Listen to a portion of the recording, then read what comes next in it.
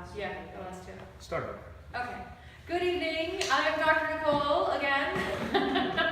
Welcome to Holistic Immunology, Perspectives on Holistic Immunology. And I think most of you know me, but just to give you a little bit of my background on this particular topic. As pre-med in undergrad, I spent a significant portion of my time studying microbiology and tissue histology and pathology and physiology and all of those lovely prerequisite courses that you take to go to medical school.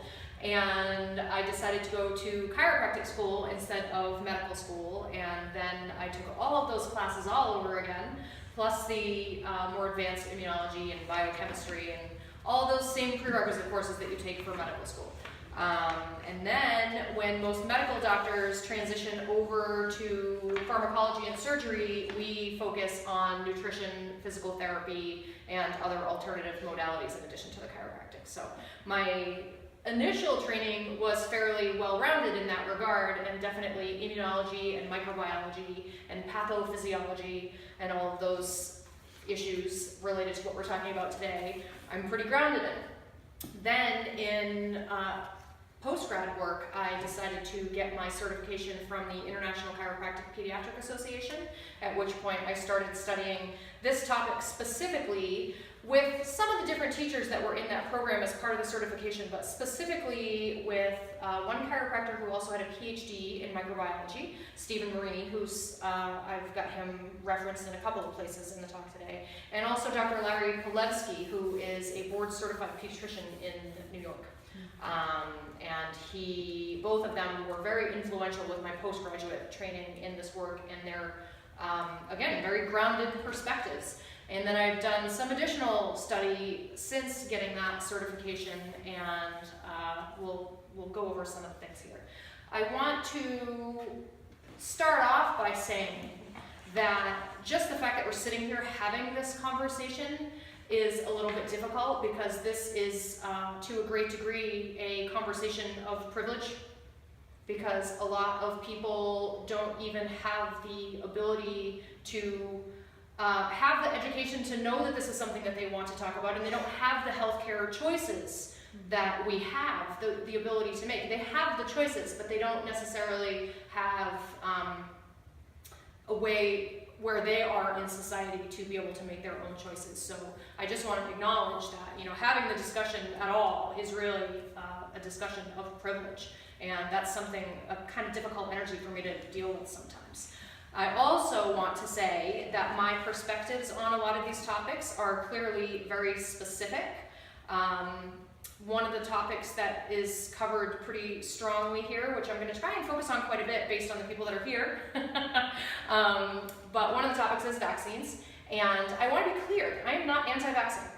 I am pro-informed consent, because there may be situations where you may want to have some of these vaccines after you've done your research and you've decided where you lie and where your risks lie and what your priorities are and where you fit into society, where it stands today, and kind of how that feels spiritually and philosophically and educationally for you. You may, want to land in a certain place. So I obviously have made certain choices there, but I just want to say it sometimes comes off as a little bit judgmental to people. And I really want to say ahead of time that that's not the intention here at all.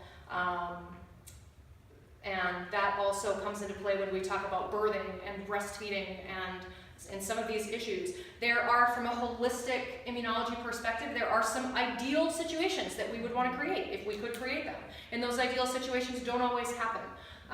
And people also, as they are on their individual journeys, will make different decisions along the way. So I do, again, just want to say, if anybody's feeling really triggered by something that I'm saying, please don't take personal offense to it if your journey that you may have already been through is a little bit different from some of the things that I'm going to talk about. Another thing that we do talk about is, okay, we've been through this journey, where do we go from here? So there's no shame or blame or any of that stuff going on, just my perspective again on what my research and what my studies have shown me for the ideal perspectives for the holistic aspects of the immunology. So my background, again, other than the training, also comes from a really deep spiritual belief in a principle of vitalism, which is very strongly linked to the concept of evolution and survival of the fittest. And to me, that is, we were all born with an innate spirit energy inside of us, that God, whatever God we believe in, that creator that made us with all the parts and pieces to be complete. And that the power that made the body can heal the body. And that our immune system was designed to be an immune system. Like, it's not faulty by nature. So I want to frame things right from the beginning from that perspective, that we are not immunologically faulted by nature. We are reacting to the system that we're growing up in that has evolved around us as an external structure.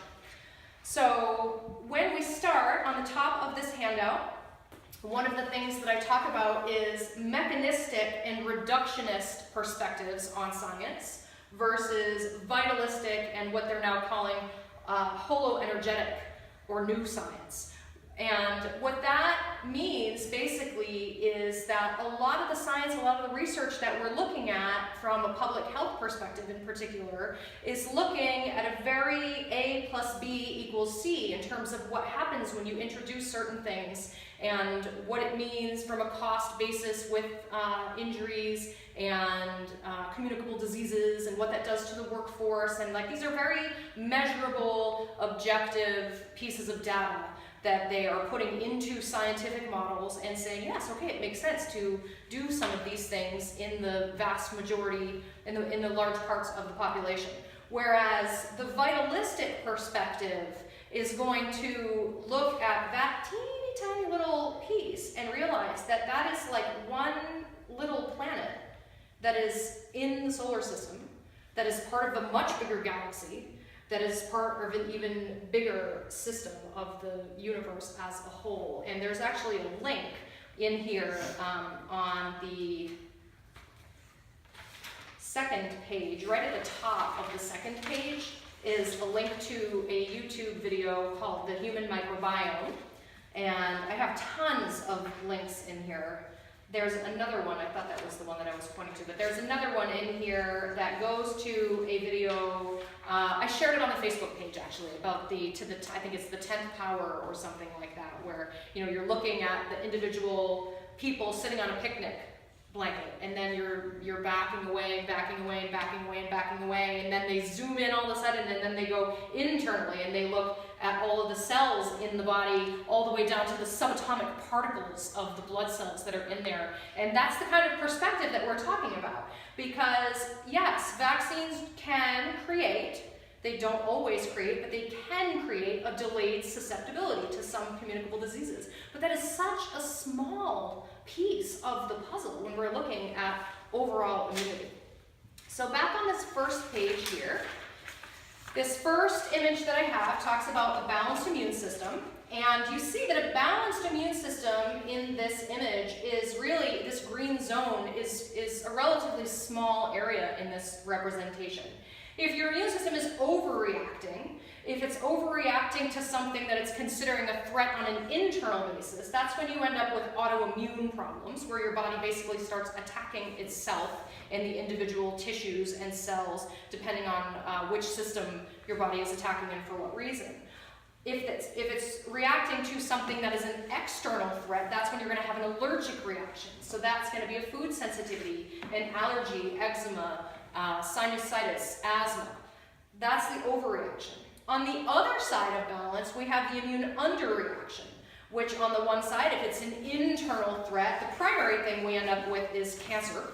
And then there are the others, hepatitis, HIV, shingles, tuberculosis, are more of the internal threats that are considered to be lesser than cancer. I don't know that I necessarily agree, but it's all in the perspective, I guess. And then as the external threat, the immune underreaction is infection, mold, fungus, parasites, and viruses. So does that make sense that we've got this area of balance where we're reacting appropriately to self and to non-self, the things that are outside of us. That is an appropriate immune response. Our body recognizes self, our body recognizes non-self, and we react appropriately based on the situation that we're in. When we get into overreaction and underreaction, that's when we can see any smattering of these things. And the next image, which is next to this, is, I apologize again, the font is so small. I have the links for where I found all of these images if you'd like to look at these images on a larger scale.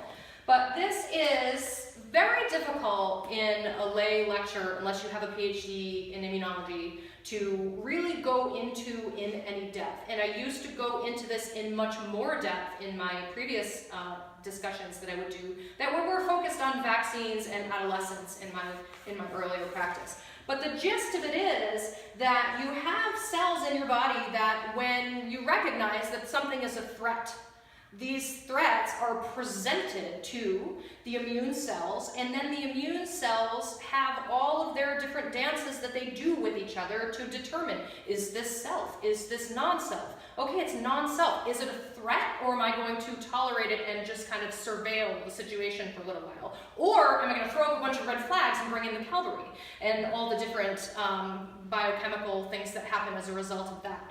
And the primary two places that we focus on when we're talking about overreacting and underreacting on a very oversimplified level, okay, because this is a really complex interaction, I'm sure you understand. But the main cells that I focus on, the main pathways, are the Th1 pathway and the Th2 pathway. The Th1 pathway is the cell-mediated immunity. That is how your body recognizes an external threat when it's presented.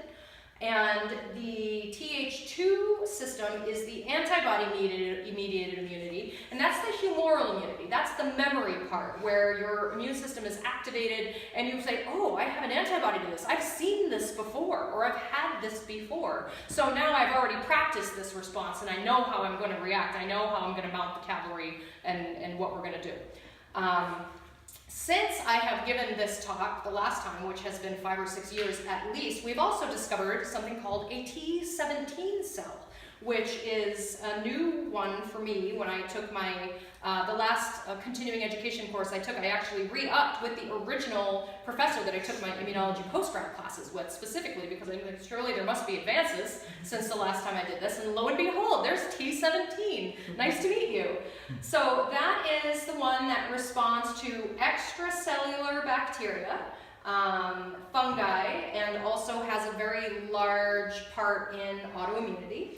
And then down below we have the Treg cells, which we always knew existed, but those are kind of the regulator cells that balance your immune tolerance, your homeostasis of your lymphocytes and your white blood cells, and the regulation, the general regulation of your immune responses. And when you look over on the left-hand side of this image, it talks about all these different factors, intrinsic factors and interferons, and I'm not going to get into any of the cytokines and interferons and all of these things because, again, that's a 6-hour talk in and of itself. But what I want to make clear is on this third image down here where you see the little teeter-totter with the balls, when we see this green area of balance, what we want ideally in a normally healthily functioning immune system is we want the Th1 and the Th2 sides of the system to be in balance. When the Th1 is overactive, that deregulates the Th2. And then we can see a number of different conditions. We see, I'll go to, I have a nice list of them here. We go to page 4. No, page 5. You'll see the little bolt that says, now what? Okay. When the Th1 part of the system becomes dominant, that's when we see things like type 1 diabetes, multiple sclerosis, autoimmune thyroiditis, Graves' disease, Crohn's disease, psoriasis, Sjogren's syndrome, celiac, lichen planus, rheumatoid arthritis, and chronic viral infections that you can't get out of your body.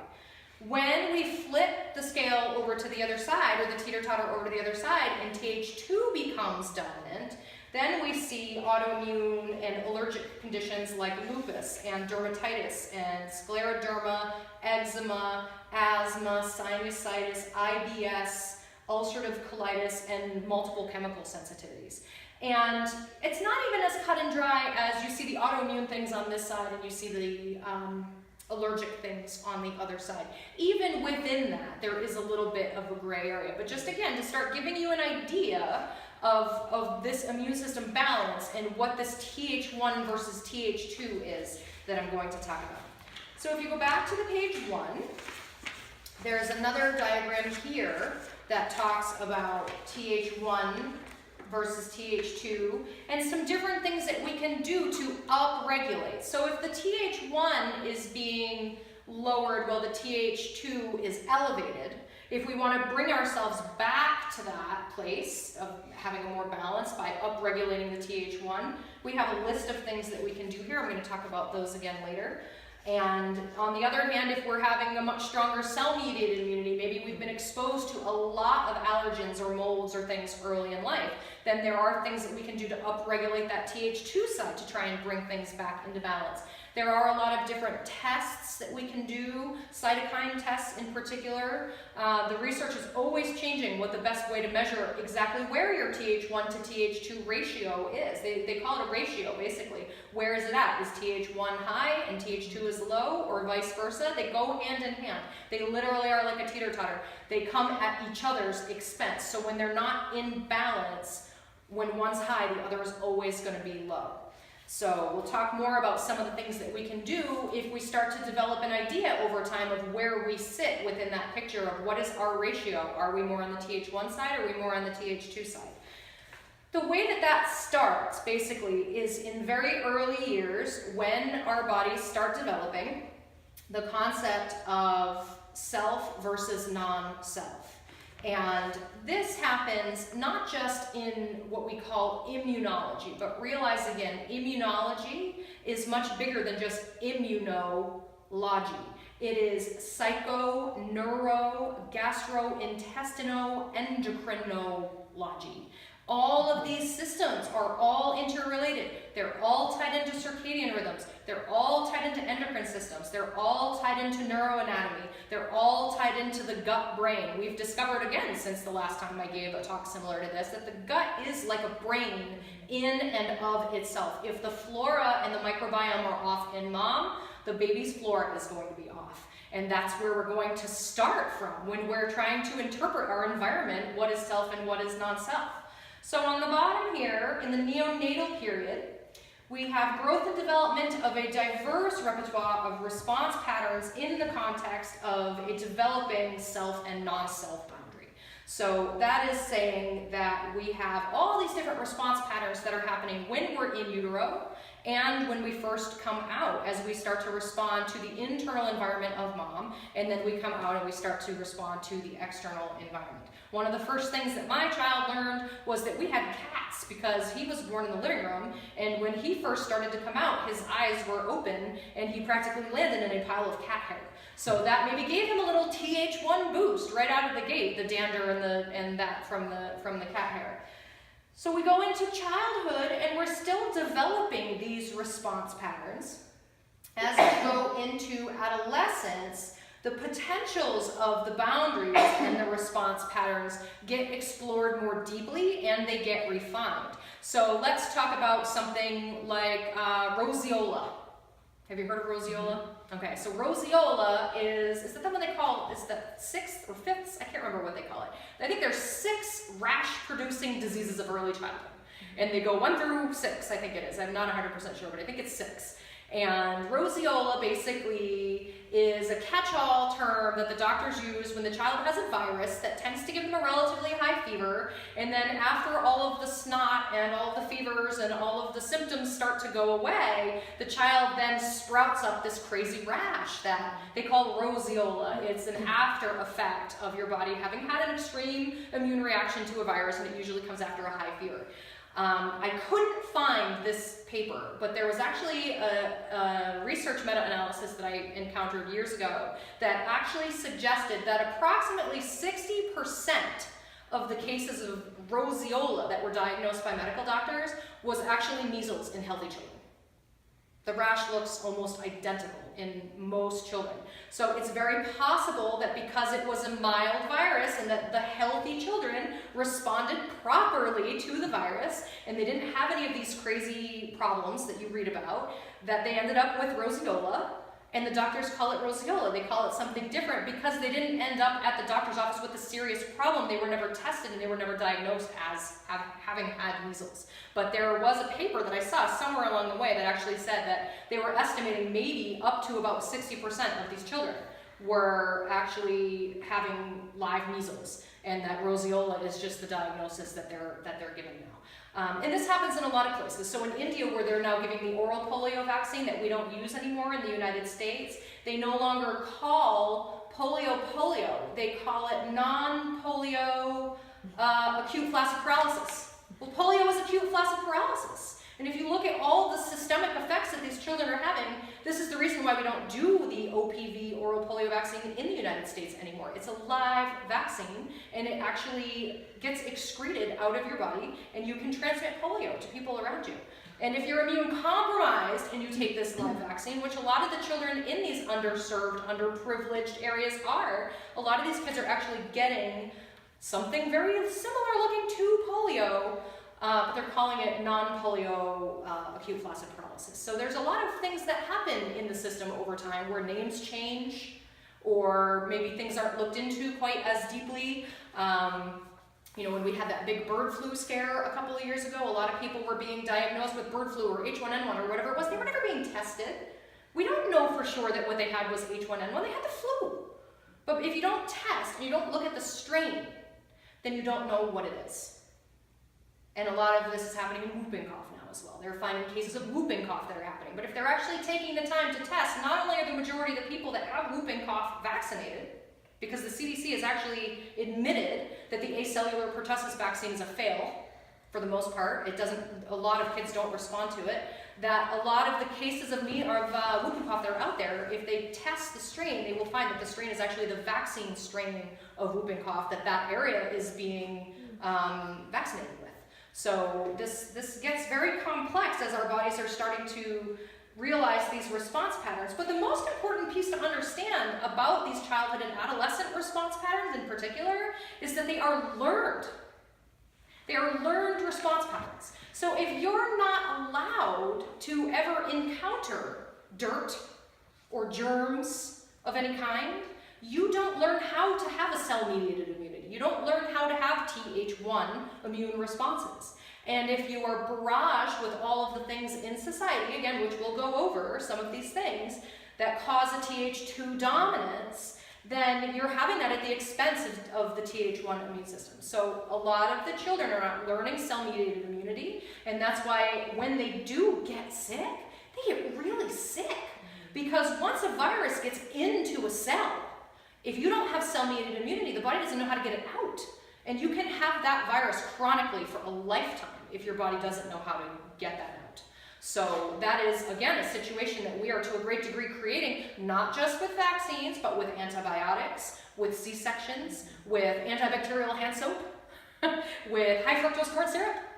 There's white flour, white sugar, all of these things are Th2 upregulating. Vaccines are just a tiny little tip of that iceberg.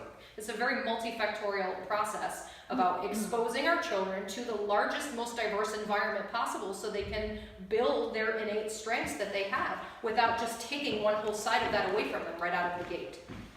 So then we move into maturity and senescence, which at the end we'll go over a little bit about what happens to our elders. Well, over time, the advanced immune system starts to accommodate, and mentally we start to become a little more introspective, and physically we start to become a little more involuted. And then slowly as we age, that concept of the boundary of self versus non-self starts to disintegrate. And if you look at a lot of, I talked about this in the lunar cycle workshop last week, that if you look at a lot of the models of the lunar cycle or of seasonal cycles, cycles. There's always a start and there's always an end to all of these things. And birthing and dying start at the same place. So when we're birthing and we're coming into the world, we're learning self versus non-self. And when we're dying and we're leaving the world in physical body, we're starting to disintegrate that boundary of self and non-self. It's a really powerful thing on a spiritual and emotional level to look at it that way. So let's see, where are we? Okay, so not too bad. So the next section on page 2, this YouTube video at the beginning here I have is the human microbiome. It's not a super long video, but it's a really nice video that gives a good overview of the human microbiome and what that means. We have learned in the last couple of years that the human microbiome is one of the most powerful things in terms of managing our overall health and well-being. And that microbiome starts its development when the baby is in utero. So we have this internal environment that we start with. And I have paragraph after paragraph here of just a couple of research papers that I pulled out for reference that relate to this image down on the bottom of the page here. And the basic gist of this is that there are a lot of external factors that help populate the microbiome in infants. And if you look at this chart, you can see that how they're born makes a big difference when there's a vaginal birth versus a cesarean birth. It's a whole different set of bacteria that they get exposed to. When you are breastfeeding versus formula feeding, again, research shows it's a different set of bacteria that baby is getting populated with. When you look at all the different time frames of the body and where the infants are, what the family environment is, these different research papers will talk about different aspects of this. So the first place we start is when we're in the prenatal environment. So mothers during pregnancy are in a state of Th2 immune system dominance, and that is by creation, because that is what stops the mother's immune system from attacking the fetus. So being in a Th2 immune state is a normal thing. What's one of the things that we saw is a primary aspect of being in a Th2 immune system dominant state? Allergies. So almost every mother I know was having hay fever or some kind of food sensitivity or some kind of allergic reaction to something. What was it for me that I had? I had a weird reaction to something. Was it laundry? Was it the laundry detergent? I don't remember what it was. All of a sudden, the laundry detergent that I had been using for like 8 years, I couldn't use anymore. And there was a specific food too that I couldn't eat anymore. I don't remember what it was, but my sinuses were a mess. I hadn't had allergies for years. And my allergies were horrific at the end of my pregnancy. And that's because the body deliberately creates, this very smart immune system, creates a Th2 state of immune system dominance. So as the baby is inheriting your antibodies, it's also inheriting initially a state of Th2 immune system dominance. And that changes the moment that baby comes out of the canal and into the world. As soon as they start getting exposed to things, that is what they get populated with. So let's say, for example, if they're born vaginally, if the mother's flora is intact and is a healthy flora, the baby will get established with lactobacillus, prevotella, and smithia, I think they call it. If the baby is born C-section in a hospital environment, the research has shown that the microbiome is skewed towards Staphylococcus, Corynebacterium, and Propionibacterium. And those are going to be a lot more inflammatory in the baby's system. This also is assuming that the mother's flora was healthy in the first place. There was a company that I had been using for a long time, and we would actually test the mother's flora ahead of time to get that in order before the baby came through the birth canal. And they're not offering that service anymore. I'm looking desperately for a testing company where I can send mom home to the midwife to have a swab and send it in and find out what are the probiotics, what is the microbiome that you're starting off with. When the baby comes out, I don't know if any of you have ever seen that Jenny McCarthy book. I can't remember what it's called, but it's like this hilarious book about birthing where all she talks about is poop on the table. When the babies come out, they get exposed to the vaginal flora and they get exposed to the fecal flora. It's the reality of the way birth happens. And it's that population, again, that gives them their keys. So we want mom's flora to be as intact as possible. I'm not going to go through and read all of these word for word. You guys can do that on your own because, again, I've just got so much to get through here. But the general gist of it is that the use of antibiotics, the choice of birthing location, the choice of formula feeding versus breastfeeding, all of these things are going to have a really powerful effect on where the baby's gut flora starts off with, right from the beginning. So down here, we're going to go to passive immunity. And the first, again, place where that happens is in the cord blood. The babies are going to get a little bit of mom's immunity. That's also assuming that mom has been naturally exposed to some of these diseases. We are now hitting a time in the world, for the first time in the world, where there's a generation of mothers coming out that has never had a lot of these top 6 naturally occurring childhood illnesses. What does that mean?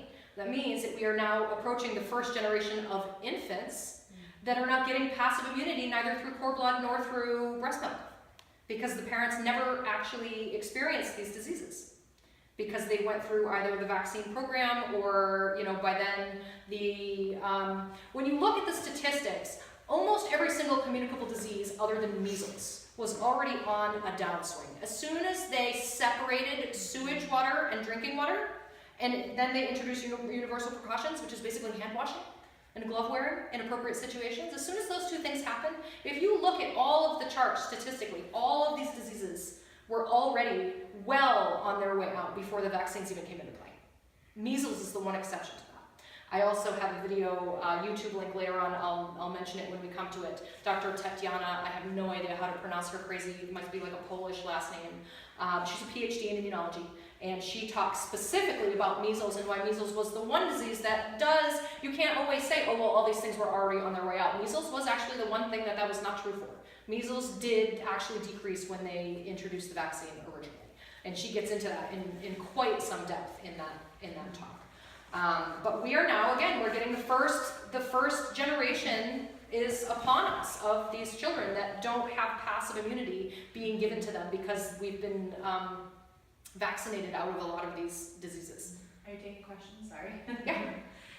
Going back to what you were just saying about a certain population of parents that are now giving birth to this new generation. Now those previous parents who had vaccinations, now those were live or not live viruses, but they're in their body system. So does that get transferred over to the fetus then? Depends, are you still getting all your boosters? Good question. But I mean, this is again the issue also, this also ties into herd immunity. That the whole concept of herd immunity is that there's a large part of the population that has immunity to these diseases. Herd immunity was something that was established in immunological practice with naturally occurring disease. As far as I'm concerned, in my opinion, vaccine-induced herd immunity does not exist. And the reason for that is it's a delayed immunity that you get, or a delayed susceptibility that you get. And with most of the vaccines, if you don't continue getting those boosters, that immunity is going to wane. So how much of that immunity is left behind at this point as an adult? I don't know. That's kind of the crapshoot there.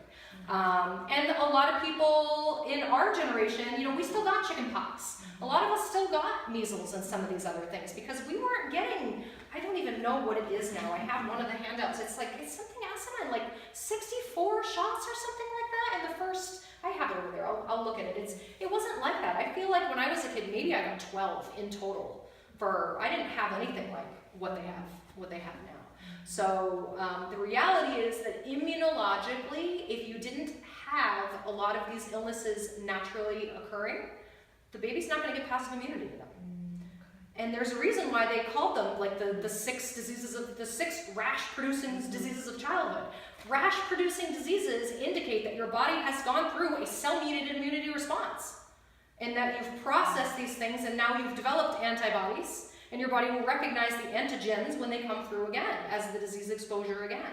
We're doing away with that. So we're really we're getting ourselves into a little bit of a conundrum here now from a holistic perspective. So I guess the reality is the amount of passive immunity that you give to the child is only as good as the number of diseases that you actually had. And I don't know from a vaccine perspective how much vaccine antibody actually comes through. And then again, we're starting to see all of these diseases accommodating to the vaccines. Just like the bacteria becoming resistant to the antibiotics, the viruses are changing. They're getting smart and they're working their way around. Again, the acellular pertussis vaccine doesn't work. In a very large majority of populations, it doesn't work. So we really are, we're creating quite a problem. So when the baby comes, I know that's probably, did that answer your question? Yes, it did. Okay. I wish I had a better answer. So when the baby comes through the birth canal, ideally, and we've recognized that the mother's flora is intact and where we want it to be, and we've done the proper things to get the mother's immune state as intact and in that green zone as possible. When the baby comes through the birth canal, they're coated in something called vernix, that kind of white, it's like a waxy covering. That is a really important piece of the recognizing the external environment. That's like it's literally like, it's so kind of waxy if you feel it. It's a coating that protects them. It gives them an extra layer of protection from this new outer environment that is really dramatically different. What did we didn't watch Caden for what, like a week and a half or something? And then the midwife came to help us give Caden his first bath because I was terrified. But I deliberately didn't wash the vernix off of him because I knew with my training how important that was. So the baby comes through the birth canal. They have the vernix, and then as they're coming through, the vaginal flora and the fecal flora get in the eyes, get in the nose, get in the mouth, get in the ears. And that is your first meal. That is in holistic immunology what we call the first meal. Because all of the mucous membranes and all of the tissues need that coating of flora. That's their first line of defense for protecting all of their surface tissues. When the bacteria get into the mucous membranes and into the digestive and the respiratory tract, once they get into that moisture and that warmth, then they start to replicate in force. They really populate very quickly once that starts to happen. And when that happens, they create a coating on the gut in particular, is what we're going to focus on. And that gut coating is like a slime layer that protects the mucosal lining of the gut. Without that mucosal lining being coated with that microbiome slime, what I'm seeing a rash of now is infants whose mothers are being told that they're allergic to breast milk. So the babies are being put on formula, and the mothers aren't being counseled on diet, that maybe there's something going on with the diet or something going on with the flora.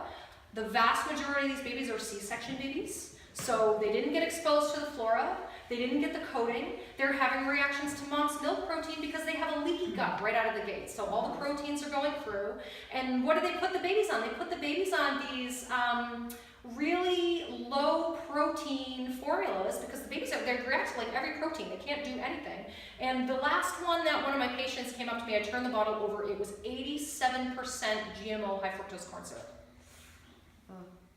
Newborns on 87% GMO high fructose corn syrup. Like, how non-ideal is that in today's inflammatory world? I couldn't even believe it.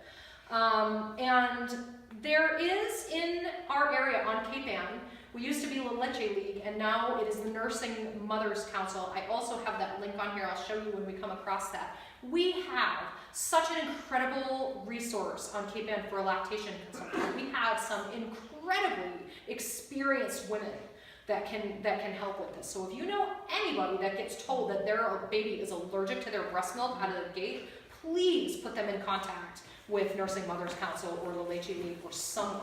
Because I can't say this because I'm not in the position, but I think what's happening is I think that because the medical system is so overwhelmed, when a mother comes in with a newborn and the baby isn't gaining weight and the mother's not sleeping, the doctor's primary interest, I think in a lot of cases, is to get that baby to gain weight.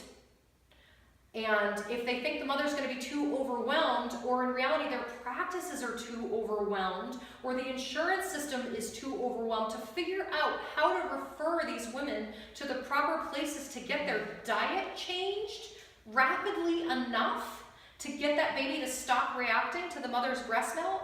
I think the doctors just automatically, some of them, not all of them, but some of them will push the formula. And I don't think that they're doing it, you know, the first thing that we sign on for as doctors is to do no harm. I don't think they're deliberately trying to do harm. I think they're trying to get the babies to gain weight, and they're trying to get them to not be screaming in hunger, and they're trying to get the mothers to sleep.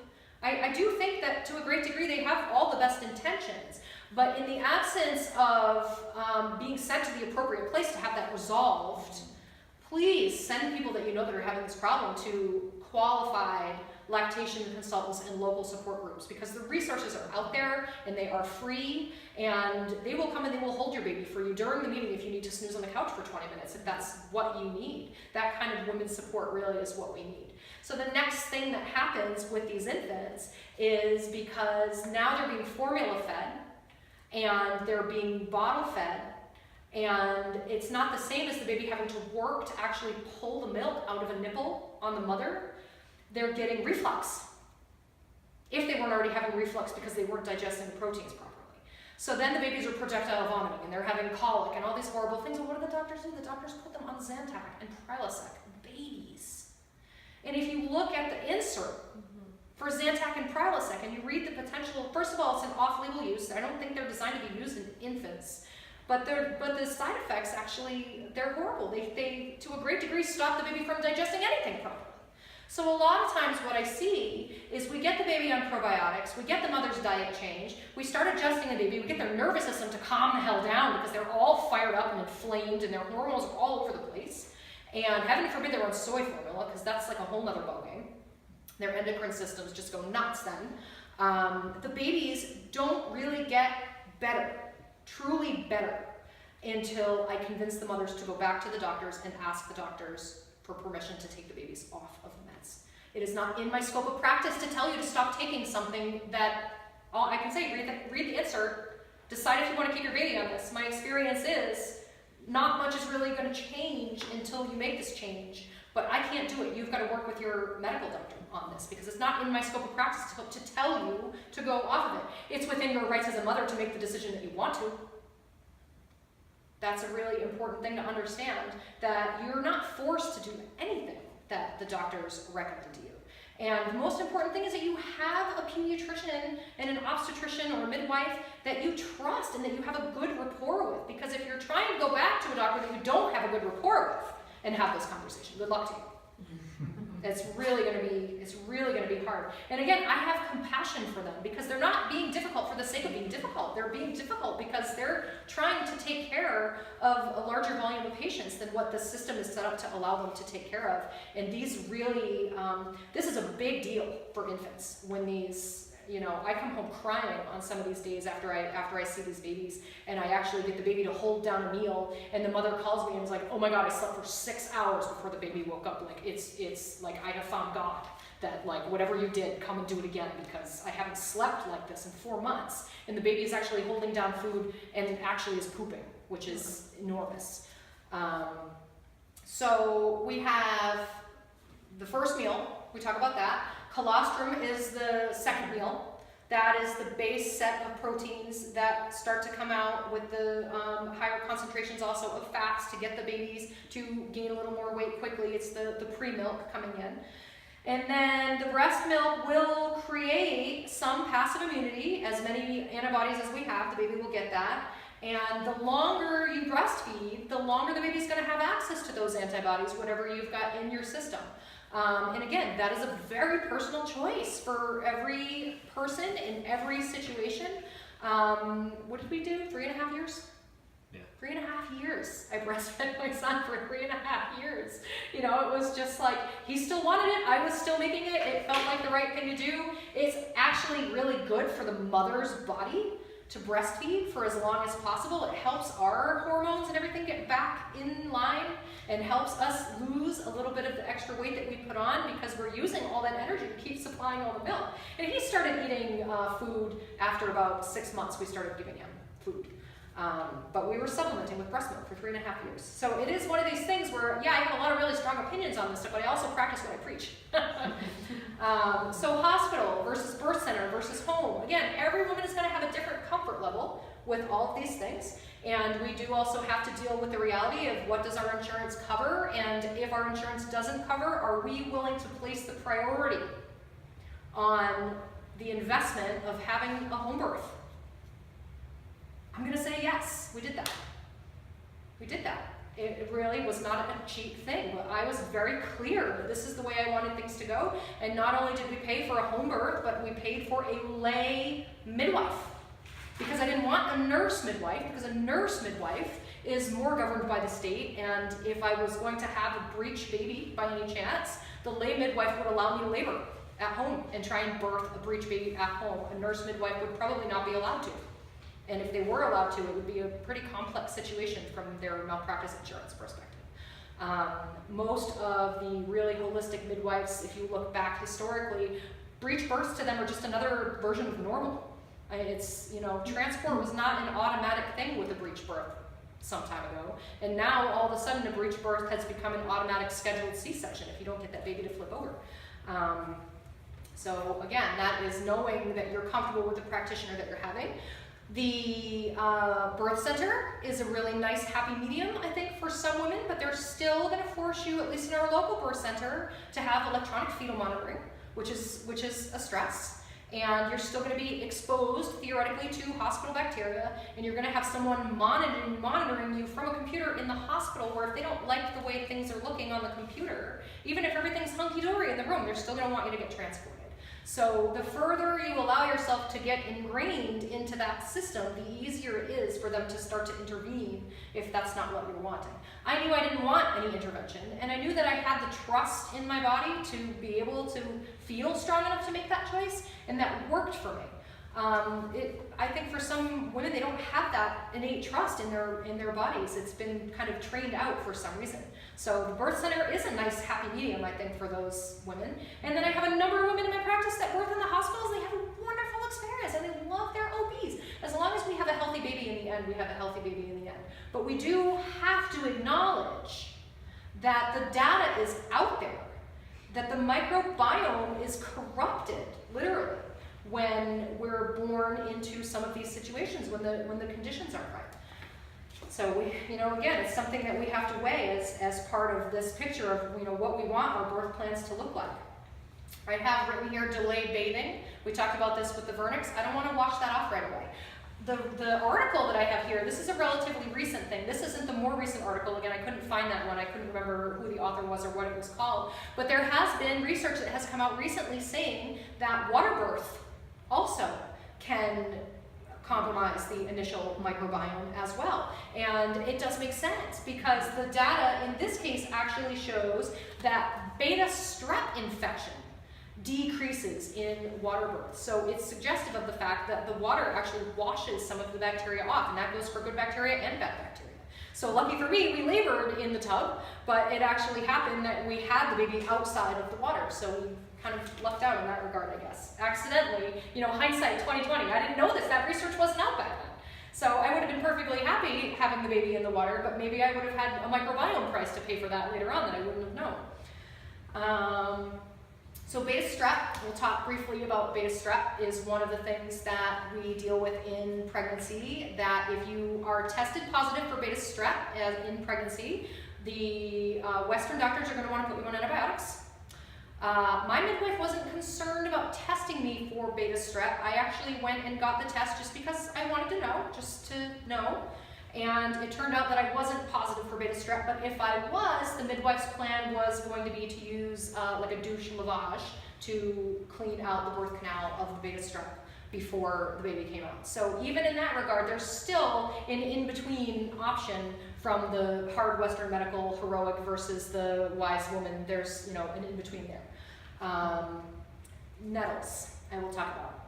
I am so sad that one of the local doctors I saw posted on Facebook just a week or so ago that, and this is a doctor that I really respect. Again, he's a local pediatrician, and I really respect this guy. He's a good doctor, and he does good work in the community. And he got online and he said, you know, how sad he is that people are turning these things down because vaccines work, and that there was a baby in a local hospital recently that died. I don't know if he bled out or what happened because the mother refused the vitamin K shot. I knew full well I was going to refuse the vitamin K shot. I loaded up on Nettles for weeks before my delivery so that my baby would be fully stocked with vitamin K when he was born, because Nettles are high in vitamin K. So you can make some of these alternative decisions, but you have to recognize too, they do come with a responsibility of having the knowledge of why you're making the decision and making some kind of compensation for that decision on the other side. So I said, no vitamin K shot. Nettles, that's how I did it. And Katie came out just fine. Again, this is an issue of privilege, because a lot of women that are birthing babies in underprivileged areas or in undereducated areas, they don't know that Nettles are going to give them high vitamin K. The doctors aren't going to prescribe vitamin K. It's a fat-soluble vitamin. It can be toxic if you get too much of it the wrong way. And they're not going to give uneducated people that because they're going to be worried that they're going to toxify themselves that way. So it's a hard thing to me that it is, you know, sadly, and a lot of the circles that I travel in, you know, we do talk about this issue of privilege.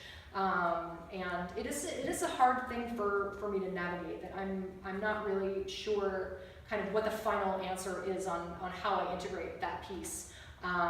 But Nettles, if you're going to refuse a vitamin K shot, or you know anybody that doesn't want a vitamin K shot, Nettles is a great way to do that, so research that. RH factor is another issue that is immunologically very important when we're dealing with the perinatal and natal and postnatal time frame. And that is basically some kind of incompatibility between the RH factor of the mother and the father, and when the fetus comes out, if there's any blood contact, it could create a fairly significant health issue, in theory, between mother and child. So they have this shot called the RhoGAM shot for that. So if you have an O positive or an A negative, or the positive or negative, that is the RH factor of your blood. And the way that the antibodies to these things work, that's what creates that reaction. There is a test that you can do to find out if this is a potential issue. I believe it's only an issue after you've had one child, or after you've had a miscarriage. Your body has to have been exposed to that blood already and have created an antibody to it already in order for this issue to be an issue. But that doesn't need to be a live birth. It can also be a miscarriage, so or an abortion. So we do have to be careful with that. But again, there's testing available to find out if it is going to be an issue, and in many cases, if you do your research and you decide that the RhoGAM shot is something that you want to have, it's very high in mercury. It's a crapshoot, in my opinion, holistically, to have this shot during pregnancy, because that mercury is going to go into your system and it's going to go into the cord blood.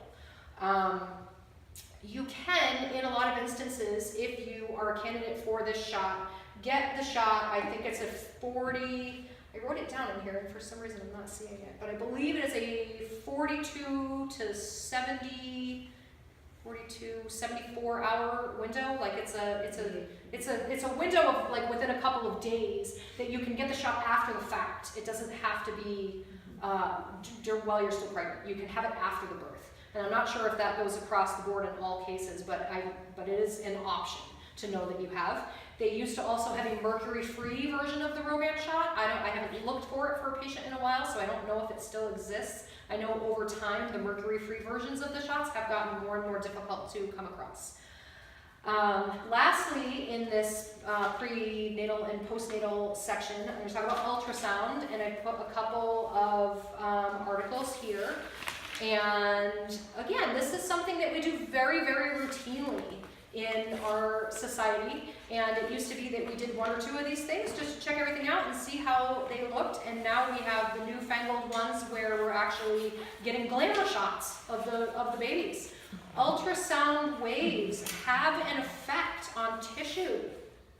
They have an effect on tissue. There's a lot of data coming out now saying that ultrasound, the way that we're using ultrasound now in pregnancy, is a very big piece of the multifactorial picture of autism and other neurosensory disorders, as well as what it can do to cardiac tissue and developing nerve tissue and any tissue, really. Ultrasound waves create a cavitation in tissue. It's like a bubbling. It has a physical effect on tissue. So I recommend that unless there's a reason why you want to have all these ultrasounds, if you're not trusting or feeling like you need to have some clarification on something, or if you're in a high-risk position, or there's a number of reasons why you would have more advanced ultrasounds or more frequent ultrasounds, but please let them get in, look at what they're looking, and let them get out. Don't let them hang out around there and take all these pictures. You can read the stuff. A lot of what I do reference in here are articles from a magazine called Pathways to Family Wellness, and that is a magazine that's put out by the International Chiropractic Pediatric Association, a lot of my teachers, and they're doing a lot of their articles now with big names like Bruce Lipton and Greg Braden and Wayne Dyer, again, looking at the bigger energetic of what's going on in our health and in our wellness, and removing it from that very mechanistic science look and really expanding it into the broader energetic wellness. Pathways is a really good resource. A lot of people find Pathways articles to be very one-sided. That is true. They are very one-sided from the people that are trained the way that I'm trained, to educate people in a positive way, to trust their body and what their body is supposed to do. And most of these articles are very well referenced. So if you go and you find the articles online, you can find a reference list for where the doctors got the information. So even if someone says, oh, like Pathways article, like that's not good, you know how people are when they want to see research. They're like, oh, Pathways article, that doesn't count. You might as well have gone to Wikipedia or whatever. Well, Pathways articles are referenced and they're peer reviewed by the population of people that think like I do. And people that don't think like I do are going to want to tear that up, just like I'm going to want to tear them up in the other direction. So that's okay. I don't have a problem with that. But again, you read it and see how it resonates with you and how you feel about it. And then you can further that research based on the research list that they give you and decide how you feel about it. The last link on here is a woman that I learned about in a Waldorf training at Cape Ann Waldorf School many years ago. Her name is Diane Kraft. And I put this link in here because when we're talking about microbiome and all of the effects of having an altered microbiome and what that can mean for a young child, sleep problems, dry skin, stomachache, canker sores, sugar cravings, rashes, fungus, leg pain, bedwetting, constipation, irritability, mood swings, temper tantrums, attention deficit, the list just goes on and on and on.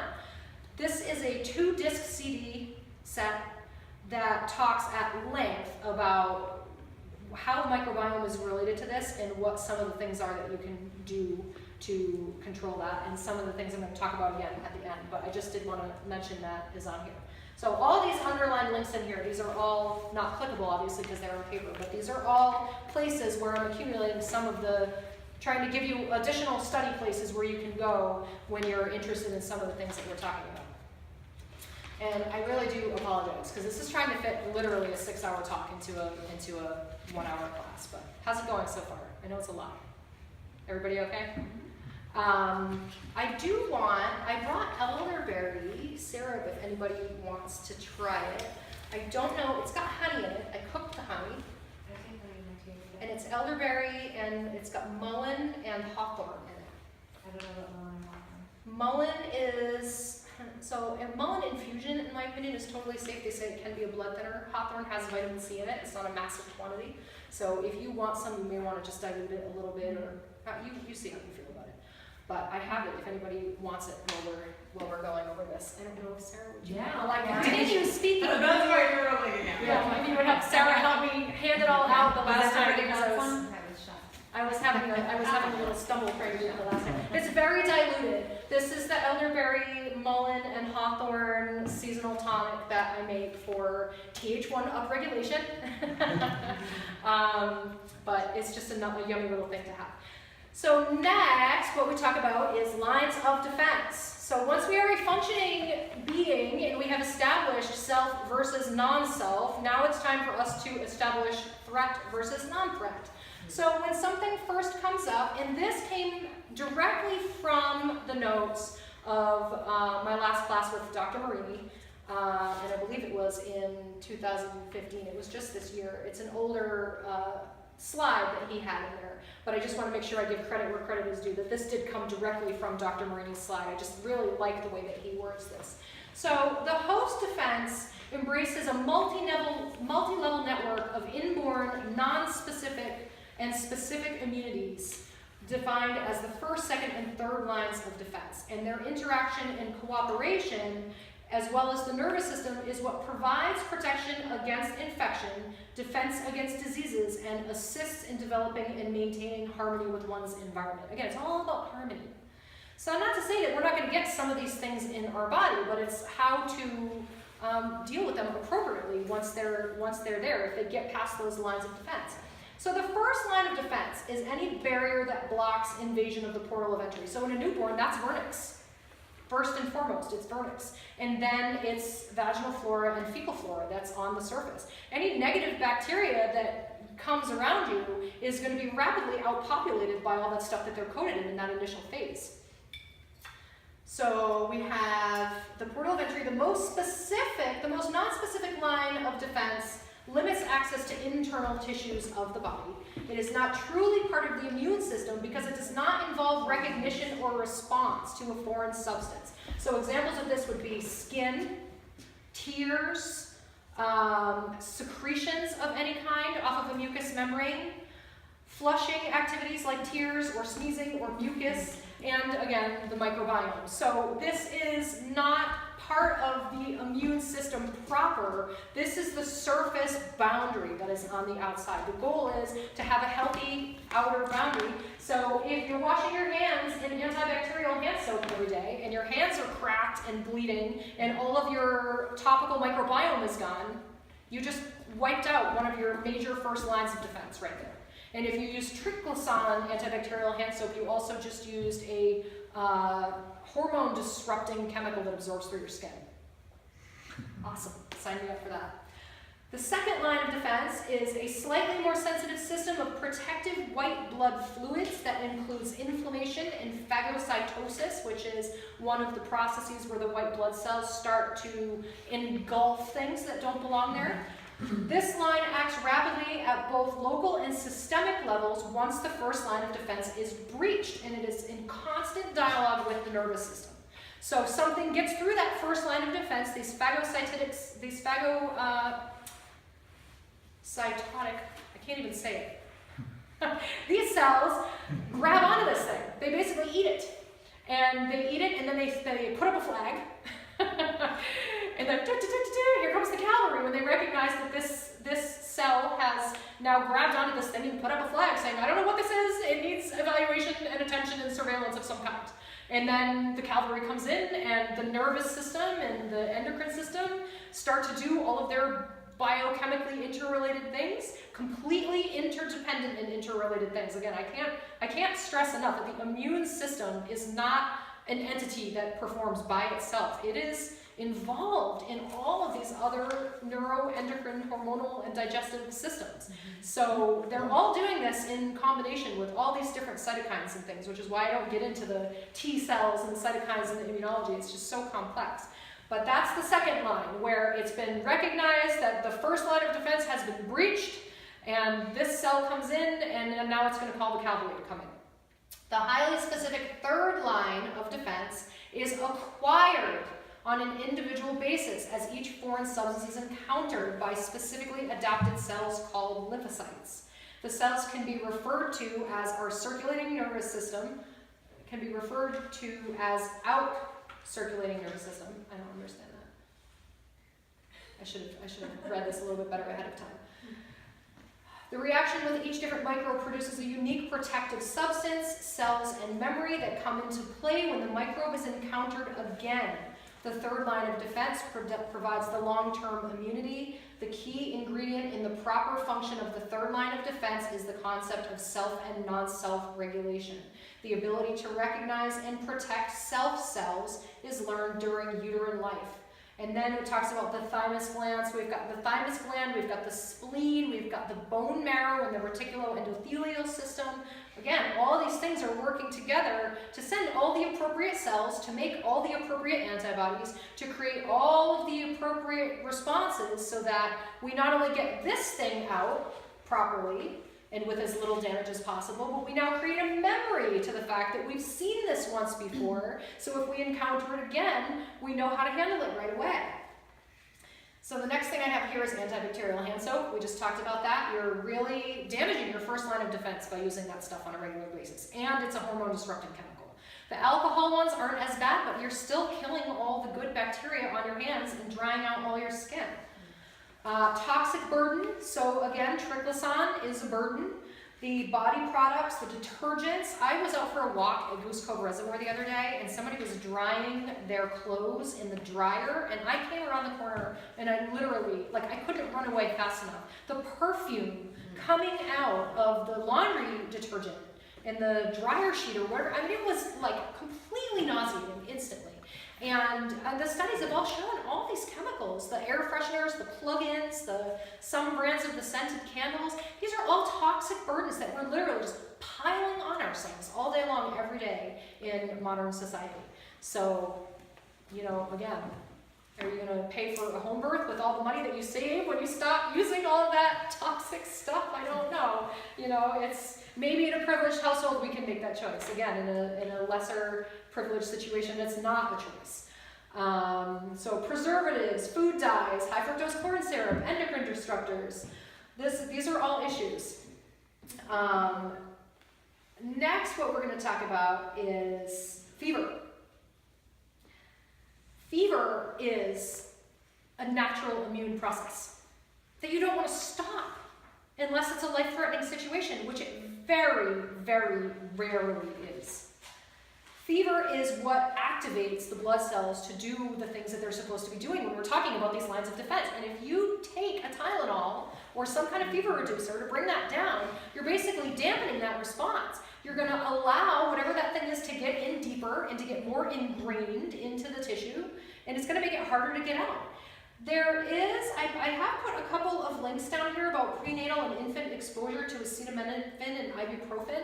There's a lot of analysis now of data coming out. We are very suspect that using fever reducers in infants is part of what's responsible for this huge increase in asthma that we're seeing in a lot of the kids, and the ability for them to not be able to get these upper respiratory problems resolved. And it makes sense, again, from a holistic perspective. We're not living in a vacuum. If you're getting rid of a fever, you're dampening this normal immune response. Fevers up to 104 are normal. Spiky fevers that come up and down really fast can be a little scary. Febrile seizures are very rare, and usually if you have an infant that's going to be susceptible to a febrile seizure, if they have one, they will oftentimes be susceptible to having more of them. But even from a holistic perspective, febrile seizures aren't always a cause for concern. They are the hypothalamic response of the body basically, you know, it's basically like grabbing you and shaking the heck out of you and be like, you need to reset now. That's what the seizure is when that happens. And it's going to take a very well-educated and very confident parent to not take a child that's got really spiky high fevers like that to the hospital.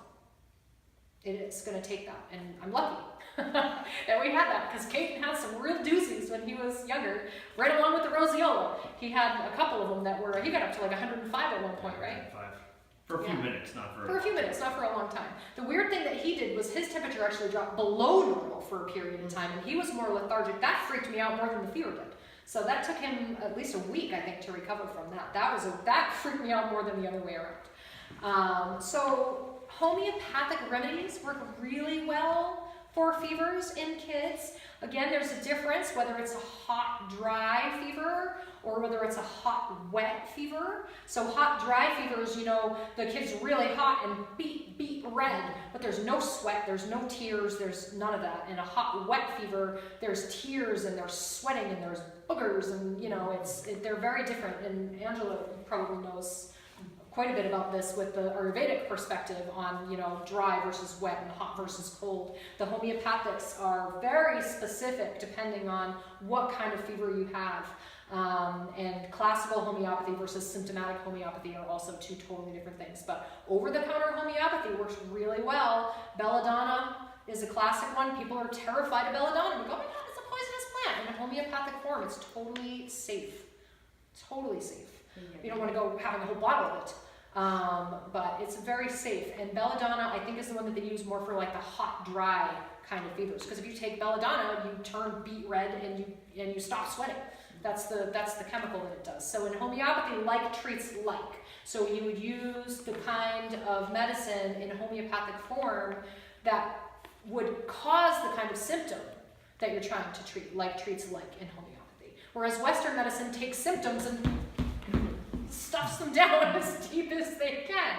So the other tried and true method that I really like is trying to take the fever down and pull the fever out. So what I do a lot of times, I recommend, is to use cotton socks in diluted vinegar water, wring them out, put wet cotton socks on with dry wool socks over. And that somehow that mechanism, like, it just pulls the heat out through the feet. And I've heard a lot of people talk about using essential oils. I think it's peppermint on the reflex points on the bottom of the feet. I'm not a huge fan of using undiluted essential oils on babies or on really young kids, so I'll defer that to somebody that's experienced with that, but I do know that there are some essential oil things you can do. And one of my teachers once told us the story about how he finally had to break down and bring one of his, I don't think it was his kid, I think it was a grandchild that he had to bring to the hospital, and that the wife called ahead of time to warn the emergency room that it was this guy that was coming with the baby, because they were like, you're gonna have to deal with this a-hole chiropractor that's not gonna let you give the baby any medicine. Like, he's gonna bring the baby to the hospital because the baby has a fever that's really bad, whatever the situation was. Like, it was one of those where it was like up, down, it was too high, it was starting to exhibit. There are signs of fevers that are not so healthy. And those fevers, you know, it might be in your best interest to have them medically observed at least. So he went there with the full intention that he wasn't gonna let the doctors do anything. And what the doctors did was they prepared a room waiting for the baby as though the family were Christian Scientists. They put a bowl of ice and a fan on the table. And they laid the baby out with no clothes next to a bowl of ice and the fan. They were prepared, like they knew what to do for a family that wasn't going to allow the medication, which I just thought was amazing. So now whenever we go to the doctor for anything, if they ask us when they're doing the intake form if there's a religion, I'm like, well, you don't really know what my religion is, so we're just gonna call me Christian Scientist, and that way you know that, you know, you're not supposed to put anything in or on my kid that I don't approve of, and we'll go from there. So mucus is another one. We talked about this when I did the mullein talk about this, the plant that's in this elderberry is a lung support tissue. The lungs are covered in mucus membranes that produce mucus, and they also have the cilia hairs that are like, they sweep all the things out. And when your lungs are trying to sweep out things that don't belong there, you get coughing and you get mucus. That's how you clear infection out of the lungs. If you go and you take a medicine to stop your body from producing mucus, again, you just allowed all of that stuff to stay put when your body was trying to get it out. You know, some of the coughs are dangerous. They make it really hard for the kids to breathe. I'm not by any stretch saying that there are times when there might not be some kind of crisis, but I think you're a lot more likely to get into those crisis situations when you stifle symptoms. That's why I love homeopathy for kids, because homeopathy never stifles symptoms. It meets them where they're at and treats them with substances that create like symptoms. And then the body recognizes that vital force, and it empowers the vital force in the body to help get the thing out and to coincidentally decrease the symptoms and make them more comfortable in the process. That comfort is, there is something to be said for comfort. Nobody likes a miserable baby, but sometimes I'd rather have a miserable baby for 24 hours than have a miserable baby for 2 weeks. And that's... So what about mucus that is like forever? Like 2 months? Mucus that is forever is usually a sign, depending on what color it is, it's usually a sign of a low Th1 cell-mediated immunity, because the body can't figure out how to get it out. Depends on what color it is. It depends, you know, the viral versus bacterial versus fungal there are. But that, to me, usually is a sign of some kind of chronic irritation where the innate force that's there doesn't have its full force. It can't overcome whatever it is. It shouldn't last that long. Shouldn't last that long. And I have a lot of kids that have that, and it's constant mucus, but it's clear. And that oftentimes is a Th2 response. That's an allergic response, and that's the Th2 that more often than not, I see a Th2 issue, where it's a constant stuff that's coming out, but it's clear, it's not infected, it's an allergic response. That's most often. Lastly, diarrhea and vomiting. Those are always fun. Don't take Maalox and Pepto-Bismol. Please, let it out. Your body's trying to jettison something out of your body in very dramatic fashion. Let it out.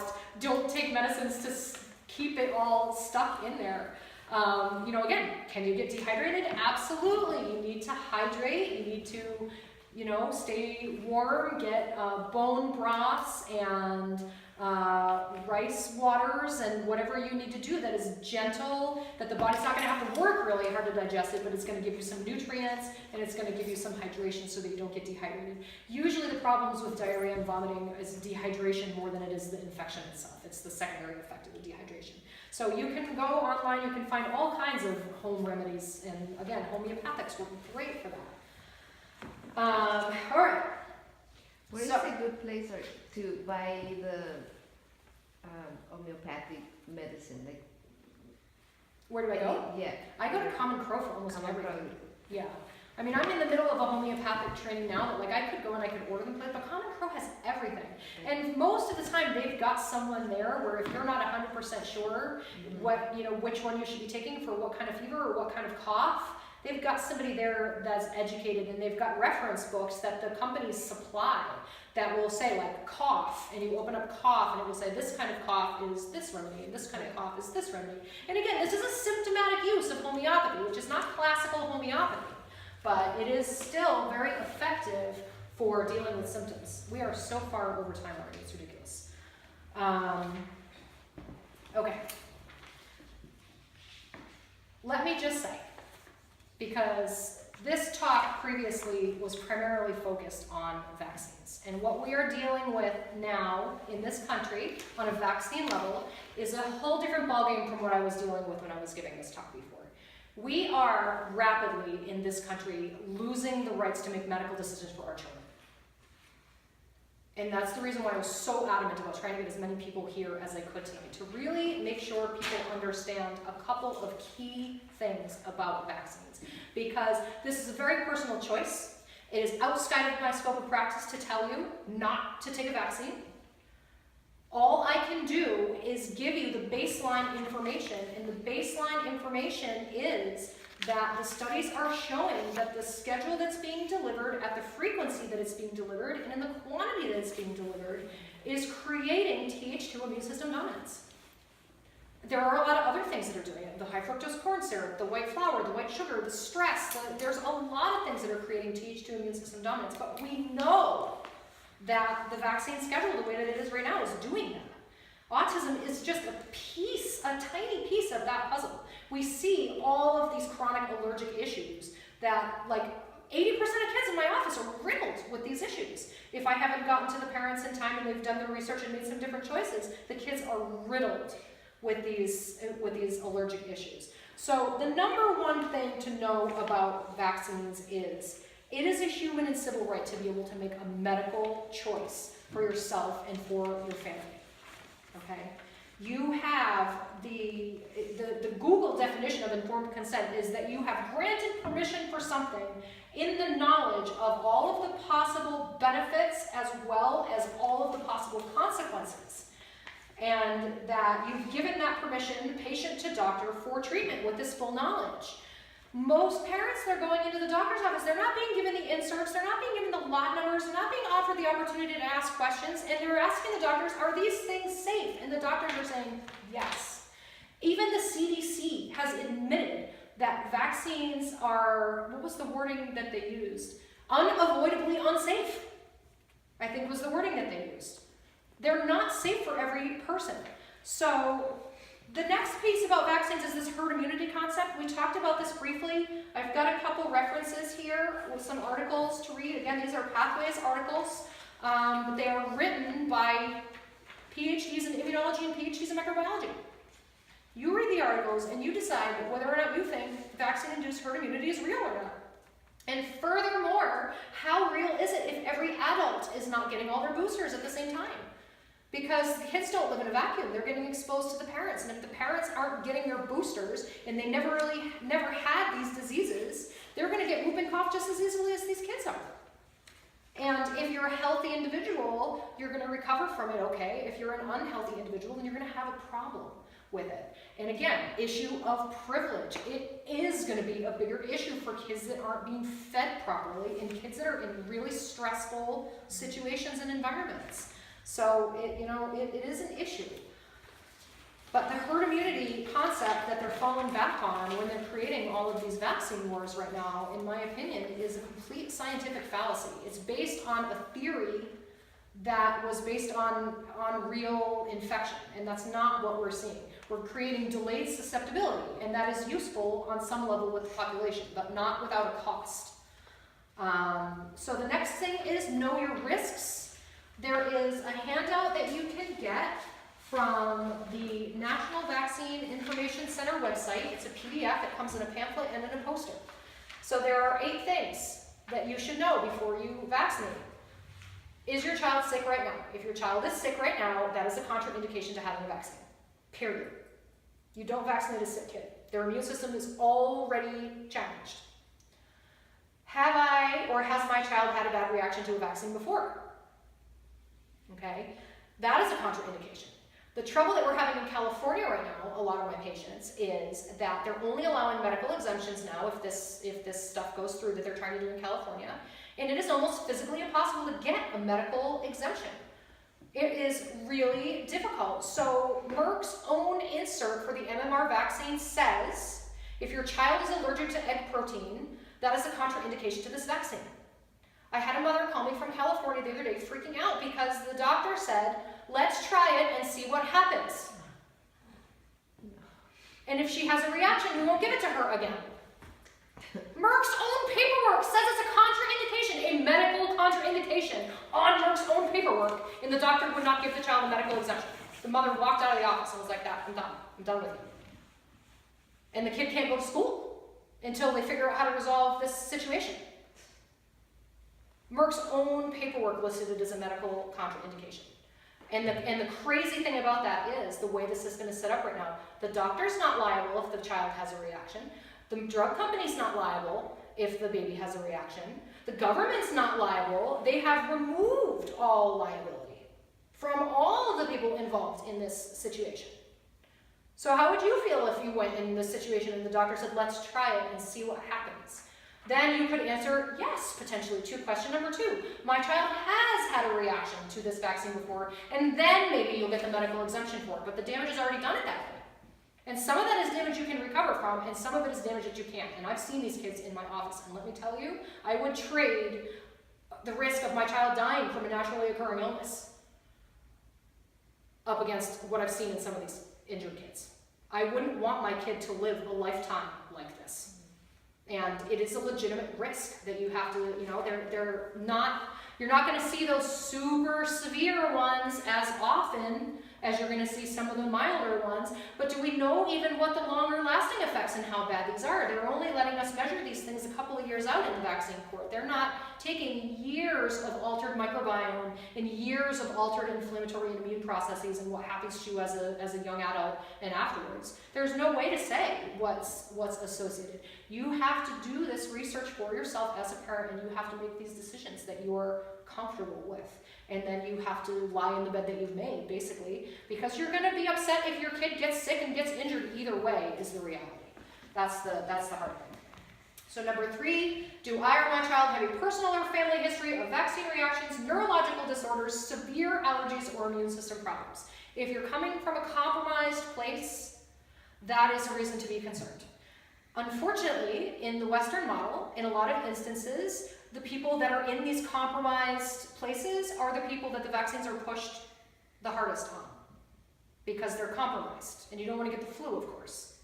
So again, it's really hard because holistically we're saying, yes, this is a contraindication. You may want to really think seriously about this and know what your risks are. And on the other hand, the medical doctor is saying, oh, you're the one that's most at risk having a problem from the actual disease, so you're most important for you to get the shot. And they put pregnant women in that group. Do I I know the disease and vaccine risks for myself or my child? So in a healthy child, if you have a healthy child, do you know what the risks of the disease are? Do you know what the disease would look like? And do you know what the risks of the vaccine could be? Have you read the insert? At least the insert. Have you read it and looked at what all the potential side effects are that are not even the ones that are like minor that aren't really listed, but like the ones that are listed because the studies have shown these are reactions. Do you know what those are? And when you put those two side by side, have you decided that you would rather take these risks, as infrequent as they may be, versus the risks of having a naturally occurring illness, which, if you look at it from a holistic perspective, would actually allow them to passively pass that immunity onto their offspring someday, which we've now currently bred out of ourselves.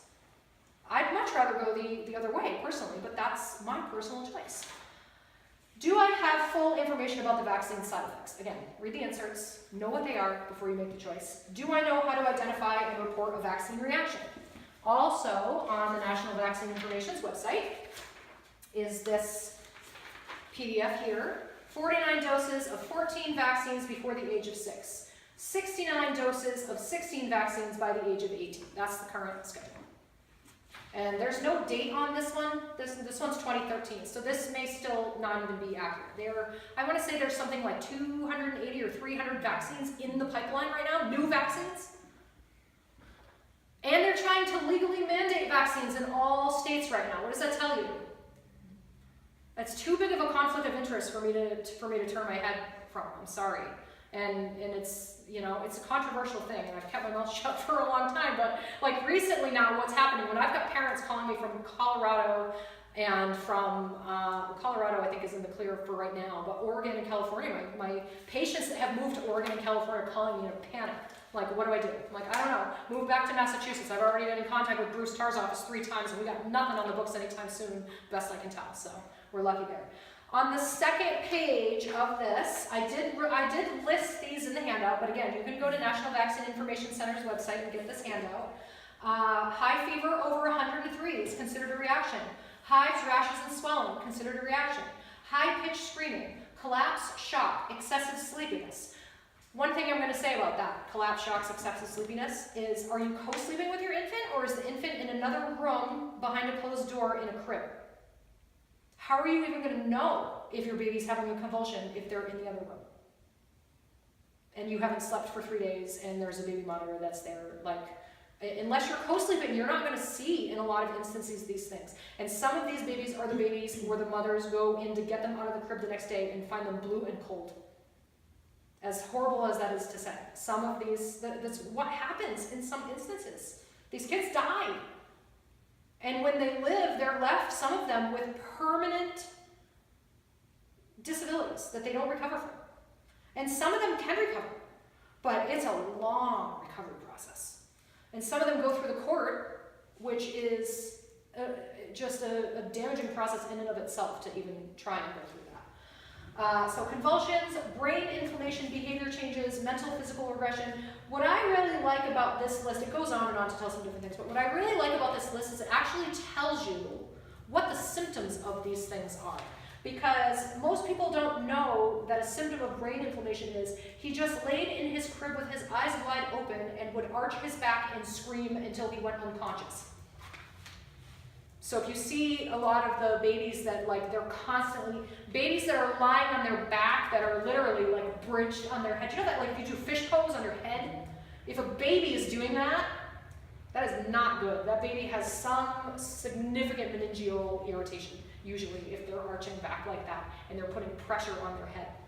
If they're banging their head on things, that's another sign of that. It can be signs of other things as well. But you know, some of these symptoms are really, they're subtle, and some of them are not so subtle, but you still have to know what to look for, and the baby still has to be in your presence where you actually see them.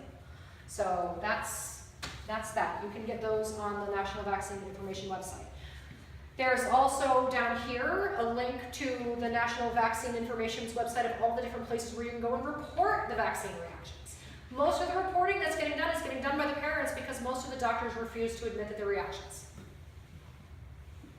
However, a lot of of the doctors are starting to get smart and they're starting to mark the patient's charts that maybe they were reactions, so that if the baby comes in again and has the reaction again, then maybe they're not going to give the baby that shot the third time, because even though they're not liable, even they are starting to not be able to live with themselves when they see these things happening. You can only see this stuff happen in practice so much before you wake up, and I think it's really, it's something's got to change with it. It's really got to shift.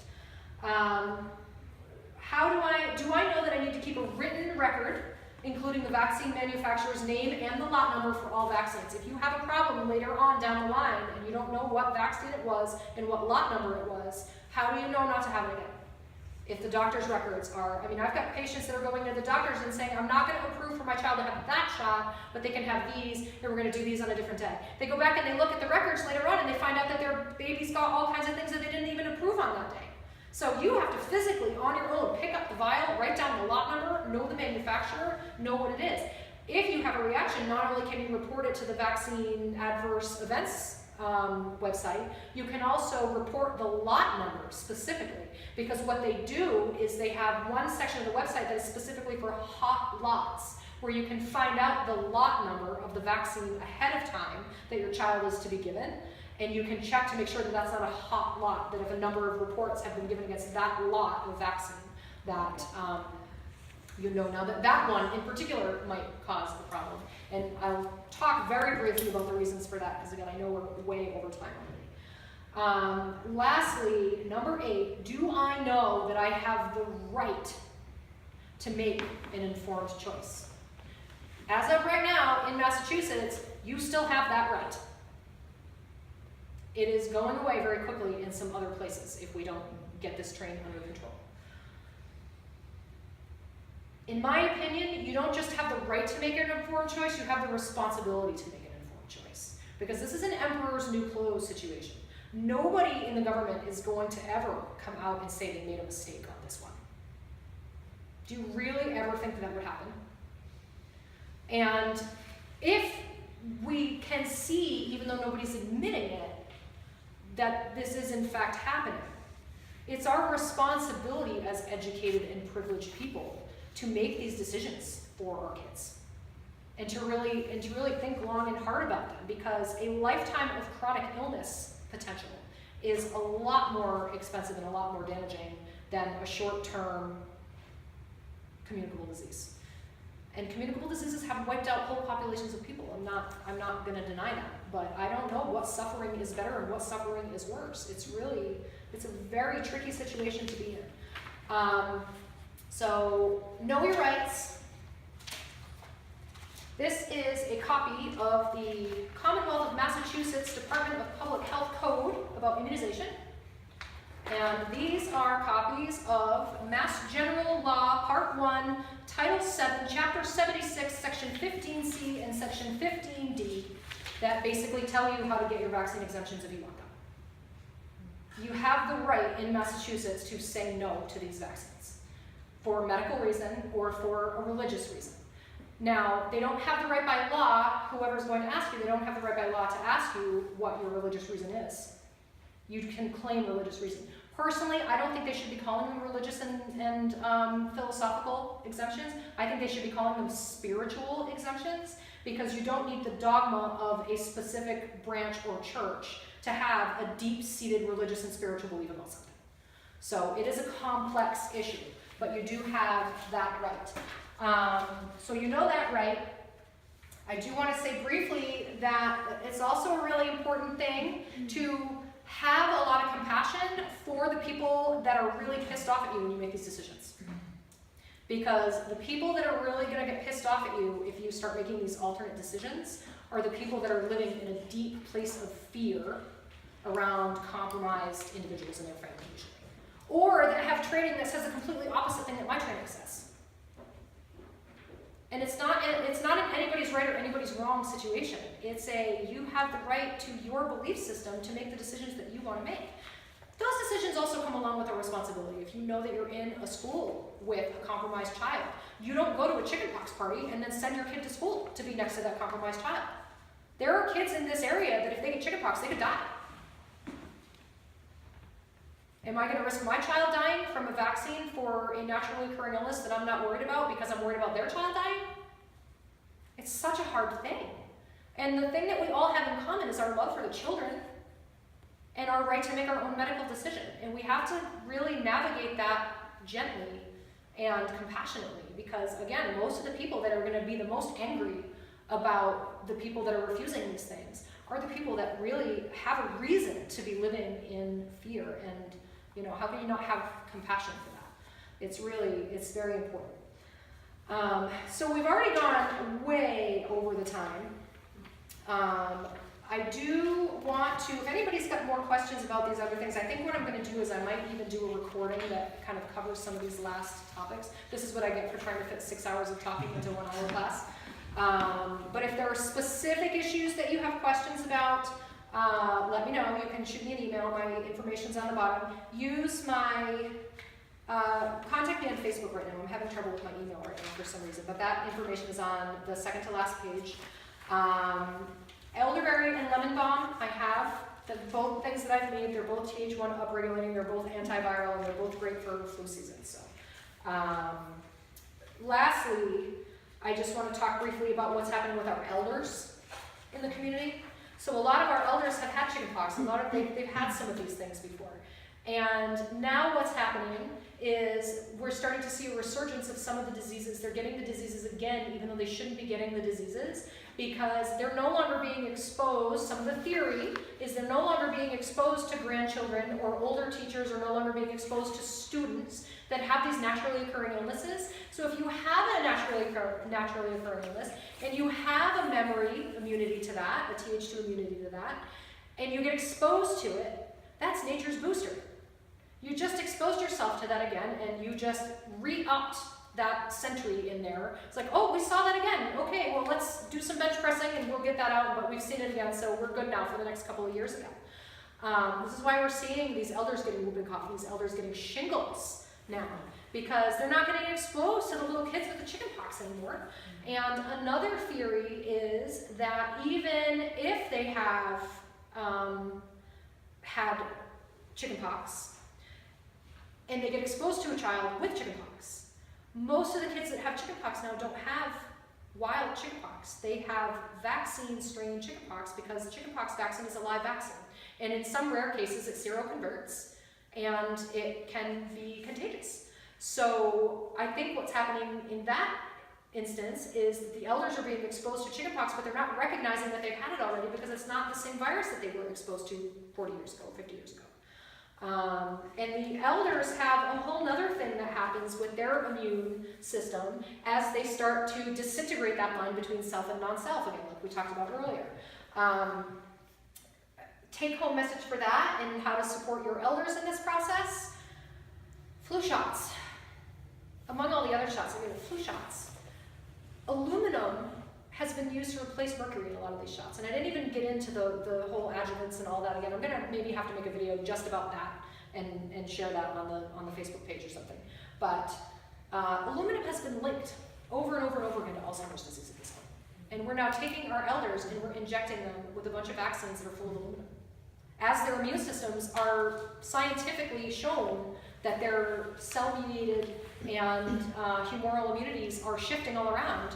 They're being barraged with this stuff, and it's full of aluminum on top of that. So, again, old dog, new tricks. It's pretty hard to have this conversation with some of your elders, but some of you might want to try and do it, because we don't want to, we kind of have to protect them like we have to protect the babies as that circle of life goes around. Because we're also the ones that are going to end up taking care of them, and whether we're taking care of them personally or not, still the whole system is the one that's going to be taking care of them. We don't want them to be suffering from, having, again, chronic illnesses that they could be living without. So any questions on any of the stuff that I didn't go over that are specific questions about any of the stuff? And I know it's so much. I wanted to make sure I got you as much information as possible, but it's just so much. It's so much to fit.